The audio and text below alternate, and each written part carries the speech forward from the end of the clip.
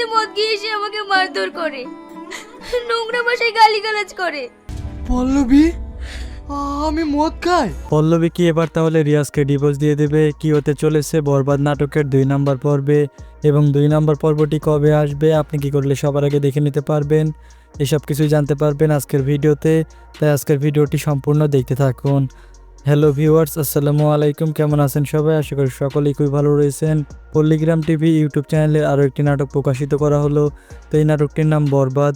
তো ইতিমধ্যে আপনারা প্রথম পর্বটি দেখে ফেলেছেন এবং আপনারা অধীর আগ্রহে বসে আছেন এই নাটকটির পার্ট 2 দেখার জন্য।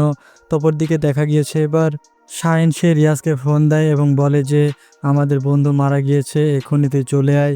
এবং এরপরে রিয়াজ সে সেখান থেকে চলে যায় এবং সে অনেক কান্নাকাটি করতে লাগে তার বন্ধুর সাথে, কেননা তার এক বন্ধু মারা গিয়েছে। তো সবারই কিন্তু চাকরি চলে গিয়েছে, এটাতে সবাই অনেক ভেঙে পড়েছে।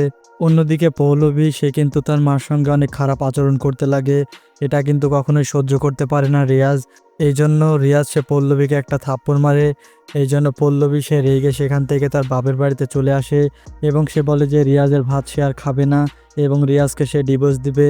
তো এটা শুনে অনেকটাই কষ্ট পায় রিয়াজ। এর কিছুদিন পরে আমরা দেখতে পাই যে তাদের দুজনের মধ্যে কিন্তু ডিভোর্স হয়ে যায়। রিয়াজ সে এবার সিদ্ধান্ত নিয়েছে ভিটামাটির সকল জমি জায়গা কিন্তু সে বিক্রি করে এবার ব্যাংকে ঋণ নিয়েছিল সেগুলো এবার শোধ করবে। পল্লবীর কাছ থেকে যৌতুক হিসাবে 10 লক্ষ টাকা নিয়েছিল, সেই টাকাটা এবার ফেরত দেবে পৌলবীকে এবং গ্রাম থেকে চলে যাবে। তো এই জন্য এবার সকল জায়গা জমি বিক্রি করে দেয় রিয়াজ এবং টাকাগুলো সবাইকে পরিশোধ করে দেয়। আর সেখানে কিন্তু বিদায় জানিয়ে সেখান থেকে চলে যায়। আর এখানে বরবাদ নাটকের পার্ট 1টি শেষ হয়ে যায়। তো পার্ট 2 আপনারা খুব শীঘ্রই দেখতে পারবেন। তো আপনারা এপ্রিল মাসের 27 তারিখের মধ্যে দেখতে পারবেন পল্লিগ্রাম টিভি অফিসিয়াল ইউটিউব চ্যানেলের মধ্যে। আজকের ভিডিওটি কেমন লাগলো তা অবশ্যই কমেন্ট করে জানাবেন। সবাই ভালো থাকবেন, সুস্থ থাকবেন। সকলকে ধন্যবাদ জানিয়ে আজকের ভিডিওটি এই পর্যন্তই।